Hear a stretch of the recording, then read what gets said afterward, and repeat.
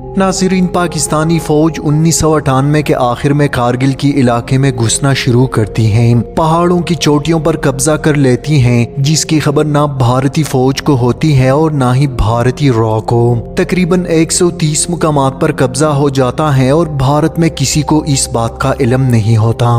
6 माह गुजरने के बाद भारतीय फौज के 60 फौजी उस इलाके में जाते हैं और मारे जाते हैं। भारत में किसी को भी इस बात की खबर नहीं होती।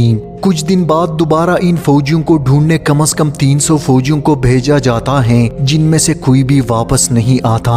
इसी चक्कर में भारतीय फौज पुरानी फौजियों को तलाश करने नए फौजी भेजती रही और 500 तक इंडियन फौजी मारे जाते हैं। इंडियन फौज को जब ये नजर आता है कि मामला ज्यादा खराब है, कोई जाने वाला वापस नहीं आ रहा, तो उस इलाके में आर्मी की 27 बटालियन यानी 3000 तक आर्मी बुलवा ली जाती है, जबकि दूसरी तरफ हमारी फौज और मुजाहिदीन की तादाद सिर्फ 500 तक होती है। नाज़रीन, भारतीय फौज अपने एयर फोर्स का इस्तेमाल करती है, दूसरी तरफ भारतीय रॉ और फौज ये जानने में नाकाम रहे कि इनके साथ क्या हो रहा है। भारतीय फौज को जब अपनी एयर फोर्स की मदद से ली गई तस्वीरों से ये पता चलता है कि इस पूरे इलाके में पाक फौज और मुजाहिदीन ने कब्जा कर लिया है, तो उस इलाके को खाली करवाने के लिए ऑपरेशन का आगाज किया जाता है। भारतीय फौज नेगा रेजिमेंट को ये जिम्मेदारी देती है, लेकिन इसका हाल भी पाक फौज के हाथों पहले फौजियों जैसा ही हुआ। इनमें से सब मारे गए सिवाय 1-2 के, जो अपनी टूटी हुई हड्डियों के साथ भाग निकलने में कामयाब हो गए और बाकी फौजियों की लाशें उसी पहाड़ी इलाके में पड़ी रही। नाज़रीन, इसके बाद उस इलाके को खाली करवाने के लिए 18 ग्रेनेडियर्स को जिम्मेदारी सौंपी जाती है। इनका हाशिर भी उन जैसा ही होता है, ये भी लड़ने में नाकाम रहते हैं और सबके सब मारे जाते हैं। इनमें से कुछ जख्मी हालत में पकड़े जाते हैं, जो अपने भगवान का वास्ता देकर वहां से जिंदा बचकर निकलने में कामयाब हो जाते हैं। भारतीय एयर फोर्स अपने ऑपरेशन सफेद सागर का आगाज करती है। भारतीय मैग जेट फाइटर जो उस इलाके में भेजा जाता है तबाह कर दिया जाता है।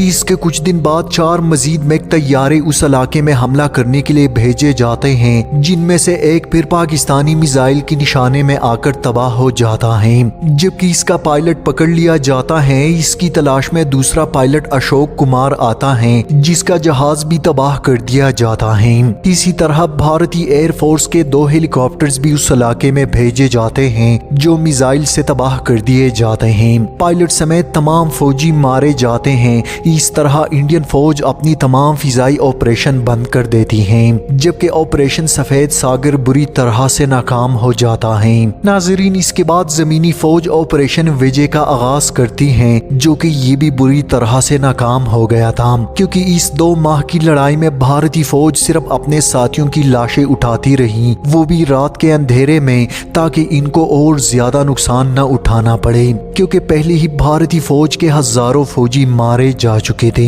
पाकिस्तानी टीवी चैनल पर जब भारतीय एयर फोर्स का कचरा और भारतीय फौज को जो नुकसान हुआ वो दिखाया जाता है, तो भारत में पाकिस्तानी मीडिया पर पाबंदी लगाई जाती है।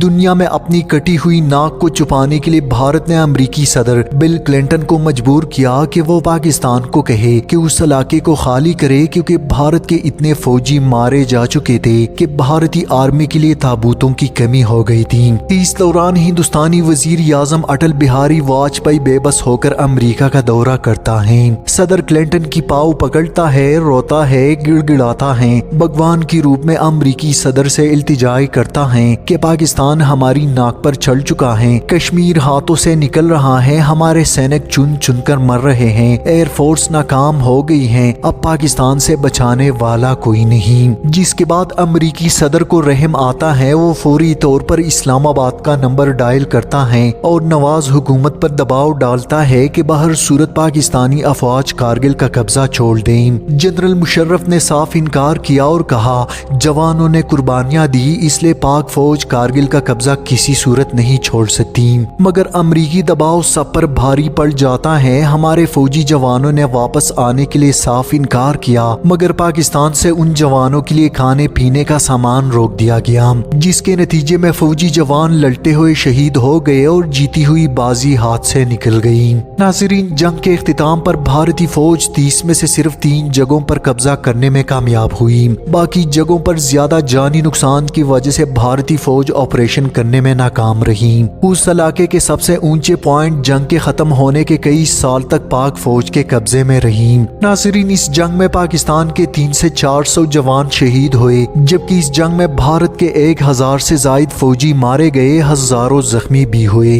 بھارت ہر سال اپنی عوام کو پاگل بنانے کے لیے اپنی میڈیا اور فلموں کا سہارا لیتا ہے، لیکن جنگ میں شکست کی اصلیت کا پتہ ہندوستانی عوام کو نہیں دکھایا جاتا۔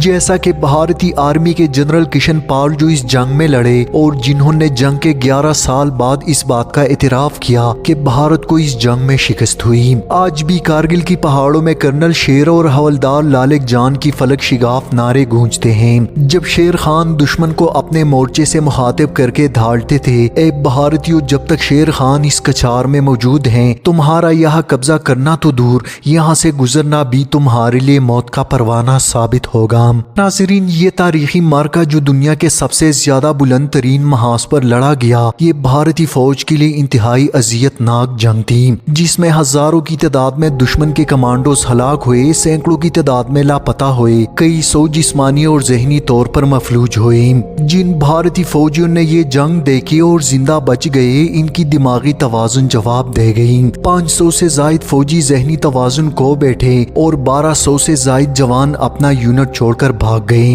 2000 سے زائد جوانوں نے ریزائن دیا، جو آج بھی پاکستانی فوج کی جوانوں کی بہادری اور جرت کی تعریف کرتے ہیں۔ ان میں سب سے نمایاں نام بھارتی آفیسر اور سابق بریگیڈیئر ایم ایس باجوہ کا ہے، جس نے کرنل شیر خان کی بہادری کا اعتراف کیا۔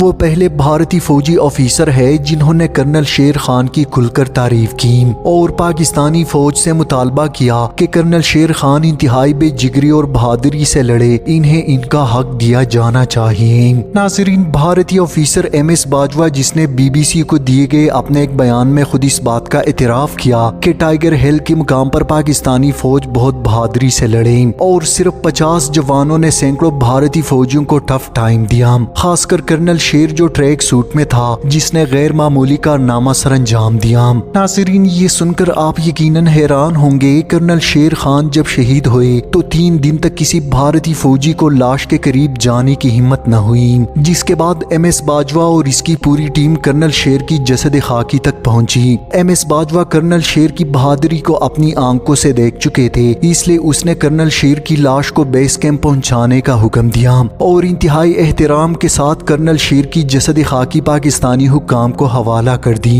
ایم ایس باجوہ نے تابوت کے اندر ایک پرچی بھی رکھ دی جس پر لکھا، کیپٹن شیر انتہائی بے جگری اور دلیری کے ساتھ لڑا اور وطن پر جان قربان کر دی، انہیں ان کا حق دیا جانا چاہیے۔ جس کے بعد کرنل شیر خان کو پاکستان کا سب سے بڑا فوجی اعزاز نشان حیدر دیا گیا۔